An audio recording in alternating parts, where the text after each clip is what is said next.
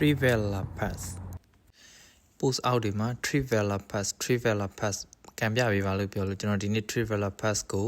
tutorial ကံပြပေးမှာဖြစ်ပါတယ် Trivela Pass လို့ပြောလိုက်ပြီဆိုရင်ကျွန်တော်မျက်လုံးနဲ့မြင်တာကတော့ Quaresma ပါသူ့ Master of Trivela Pass လို့လည်းခေါ်ကြပါတယ် Garabia ကတော့ Spa မှာရှိစဉ်ခါတည်းက Trivela Pass ကိုတွင်းနေရသုံးပါတယ်အခုနောက်ပိုင်းတော့ Modric ကတော့ CRE ပါပဲဒီကန်ချက်ကိုကန်မယ်ဆိုရင်ခန္ဓာကိုယ်ကလည်းအနည်းငယ်ဆောင်းရပါတယ်ဒါပေမဲ့အတွင်းဘက်ကဆောင်းတာမဟုတ်ဘဲနဲ့အပြင်ဘက်ကနေဆောင်းပြီးကန်ရတာပါ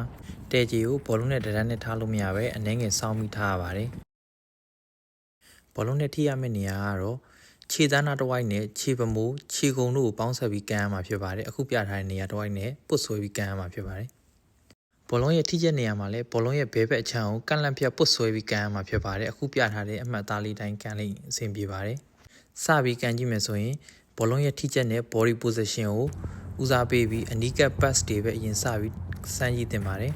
ရက်တွေလည်းမှန်သွားပြီး okay သွားပြီဆိုရင်အခုလိုမျိုးခက်လန်းလန်းလောက်ကိုလှမ်းလှမ်းပြီးတော့ pass ပေးတာဖြစ်ဖြစ် shooting အနေနဲ့ကန်တာဖြစ်ဖြစ်ကန်ကြည့်လို့ရပါပြီ